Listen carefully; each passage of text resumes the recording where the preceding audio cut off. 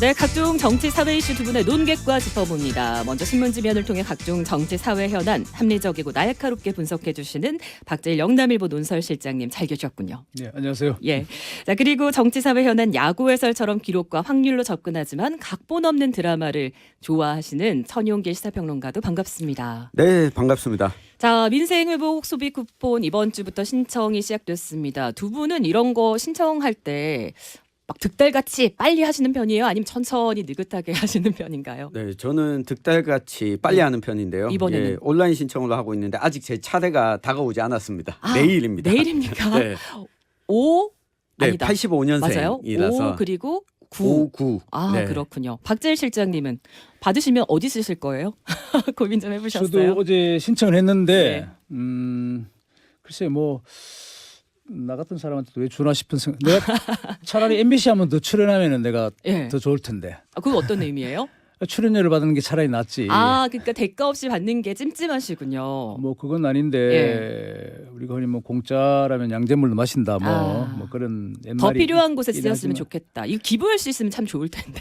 기부? 소비를 하셔야 되는데. 아, 물론 당연히 예. 어제 하니까 이제 카드로 이렇게 이제 입금이 되는 형식 포인트를 같더라도 주죠. 카드로 그래서 뭐 그걸 쓰면 카드에서 차감이 되겠죠. 네. 내 일상과는 거의 좀 상관은 내가 뭐 이걸 어떠세요? 이 돈을 받으면 어차피 쓸 거를 대체할 것 같으세요? 아니면 안 쓸 걸 그래도 어차피 들어왔으니까 좀 더 소비를 할 것 같으세요? 모두의 저 사회자님 말씀하신 대로 네. 지금 이게 쓰는 곳이 지정이 돼 있잖아요. 맞아요. 내가 무슨 뭐 대형 백화점, 명품 백화점에서 갈 뭘 수 없고요. 이걸 일부를 예. 차감할 수는 없죠. 대형마트도 그러니까 안 되고요. 이제 편의점 이런 부분, 뭐 다이소 같은 경우에도 뭐 안 되는 것도 있고 안 되는 것도 있죠. 어쨌든 기본적으로 된다면 값이 싼 자기 뭐 생활용품을 쓴다든가 젊은이들이 결국에 그런 지역의 부분에는 자영업자 소상공인한테 돌아가도록 그런 하려고 하는 거죠.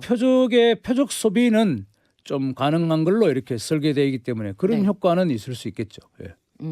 자, 코로나 때도 경험이 있습니다. 오부제로 지금 이번 한 주만 신청받고 있는데 이렇게 어떻게 보면은 나는 굳이 안 받아도 되는데 결국에는 전 국민 보편 지원에 더해서 소득별로 그리고 지역별로 좀 차등을 둔 것 같습니다.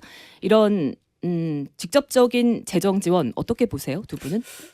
일단은 지금 뭐 정부도 밝히고 있지만 장기적인 경제 대책이라기보다는 이 단기적인 좀 인공호흡이다 이렇게 보면 좋을 것 같고요. 예. 그러니까 우리가 그렇지 않습니까? 뭐 TPO가 중요하다라고 하는데 시간과 장소 그리고 상황.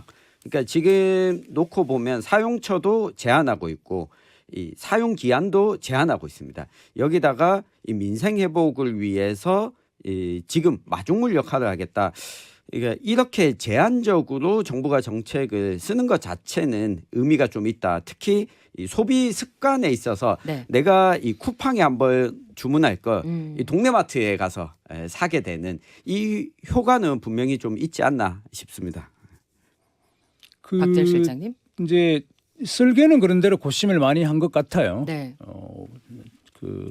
우리가 차상위 계층, 기초생활수급자 그리고 뭐 앞으로 90% 정도 소득 수준이 되는 사람은 다 미차 지급이 될 테고 또 이걸 쓸 수 있는 그 장소 그리고 상점 이런 것들이 이제 구분한 건데 그건 좋은데 이제 역시 이게 그 13조 원이라는 예산이 만만치가 않아요. 예. 지금 우리가 무슨 세금이 많이 거쳐서 이걸 뭐 중동의 뭐 두바이 이런 데처럼 석유가 뭐 펑펑 쏟아져서 돈이 남아 돈이 이걸 국민 여러분 나눠 가지십시오 이런 게 아니고 우리 천영길 평론가님 말씀하셨지만 지금 소비 진작의 마중물로 궁여지책으로 한다는 것이 현 정권의 입장이거든요. 네. 왜냐하면 현 정권도 그렇게 이야기할 수밖에 없어요. 소비가 지금 좋지 않다.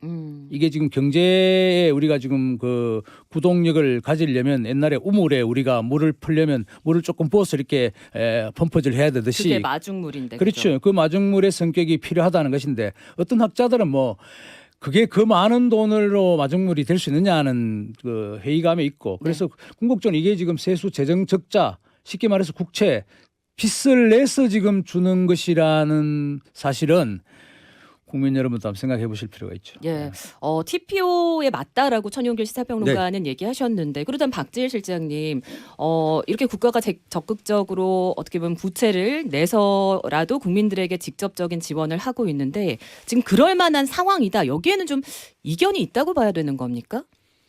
글쎄요. 그 경제학자마다 지금 생각은 조금씩 달라요.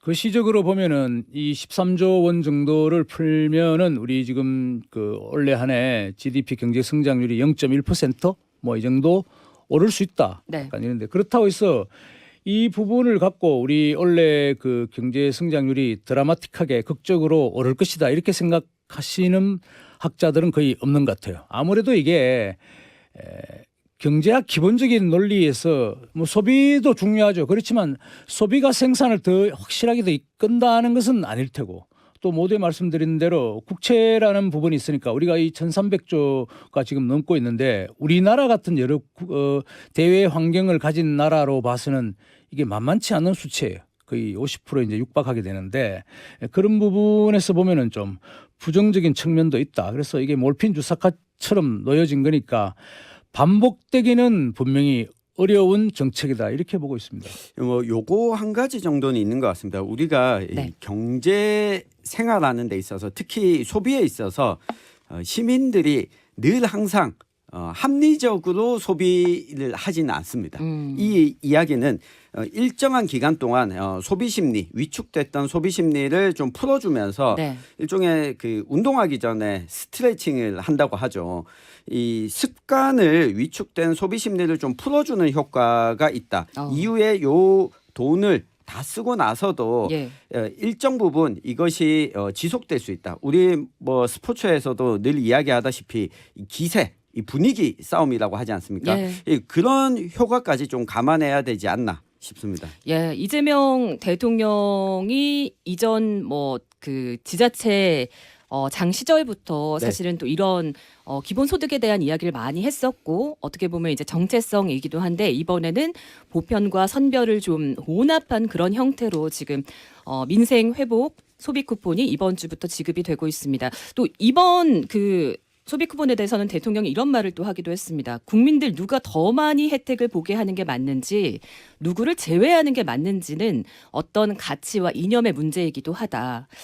어떤 필요에 의해서 경비를 지출한다고 하면 반사적인 혜택은 최소한 국민들이 공평하게 혜택을 누리는 것 같다라고 하면서 이번 이제 소비 쿠폰을 설계를 한 겁니다. 뭐 정말 제외되는 사람은 없는 것 같고요. 조금 더 차등 지급을 두면서 특히 대구 같은 경우에는 비수도권이라서 3만 원을 더 받게 됐고요. 네. 그렇죠?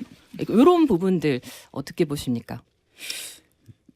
그 제가 조금 전에 말씀드린 대로 그게 좀 설계는 잘 된 것 같아요. 아. 뭐 솔직히 말씀드려서 그 정도도 설계를 못하면 그 재정부나 공무원들이 그 고시 출신 공무원들이 못하겠어요. 그 앉아 있을 필요가 없죠. 그 정도는 알아야 되는 것이고 또 지역에 특히 뭐 얼마씩 더 준다든가 네. 인구 소멸 지역 그리고 우리 추가로 비수도권 2만 원 더 뭐 이런 있고요. 부분이 예. 있는데 그런 건 뭐 훌륭한 그런 그 설계다고 보는데 그렇지만 이제 대통령 이재명 대통령의 이제 직접적인 이 대통령의 정치 철학과 관계되는 것인데 이재명 대통령은 나눠주는 것을 굉장히 그 좀 집착해요. 꽂혀 있다 할까. 성남시장일 때부터 여러 그 뭐 청년수당이니 뭐 이렇게 많이 돈을 그 이제 푸는 성남시가 굉장히 재정이 좋은 그 지방자치단체니까 분당이잖아요. 돈이 엄청나게 들어오는 곳이니까 뿌려줄 수가 있는데 물론 뭐 우리가 가난한 사람, 내 주변에 어려운 사람 그리고 국민이 참 눈물겹게 지금 뭐 자영업을 영위하시는 분들 이런 분들에 대해서 내가 돈을 주고 안타깝다고 말할 수 있고 도움을 주겠다고 하는 정책이 아름답지 않습니까? 근데 현실은 우리가 그걸 다 커버할 수 없는 것이에요.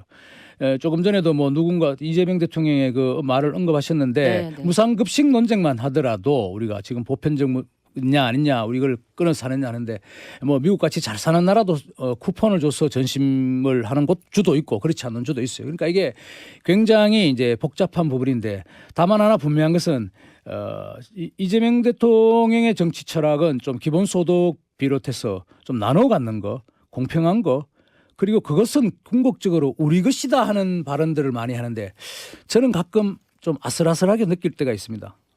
네. 그러니까 국가가 부채를 어쨌든 내서라도 이렇게 뭔가 국민들이 서로 이렇게 돌고 돌 수 있게 소비가 연결될 수 있게 하는 것이 지금 이제 필요한 것인가? 정부는 그런 판단을 한 것 같습니다. 네. 예. 이게 아마 기억하실 겁니다. 이 국가 부채 비율에 있어서 가장 엄격하게 이야기하셨던 분이 유승민 전 의원, 이 국민의힘 전 의원이 그러니까 문재인 정부 시절에 국가 부채 비율이 40% 선을 넘어가는 것에 대해서 강하게 비판을 하다가 네. 2022년에 입장을 바꿨습니다. 이 시대가 시기적으로 이 저출생 국면에서 이 국면을 해소할 수 있다면 이 국가 부채 비율이 80%까지 넘어가도 좋다라고 이야기를 했거든요. 예. 결국 이 이야기는 그 타이밍의 중요성을 이야기하는 것이고 또 한편 떠올랐던 정책 중에 한 가지가 우리 예. 지역에서 놓고 보면 경북 청송군에서 전국에서 최초로 이 무료 버스 전면 무료 버스 제도를 실시했거든요. 예. 근데 청송군은 이 군수도 국민의힘이고 군의원 전원 다 국민의힘 소속이었습니다. 이게 무상이냐 네. 아니면 이 선별적이냐 전면적이냐 이것이 이 특정한 정치적 입장을 가진 것이 아니다라고 하는 걸 이재명 대통령이 이번 내용 발표에 있어서는 좀 실용주의를 강조하는 측면이 아닌가 이렇게 해석을 해볼 수도 있겠습니다. 예.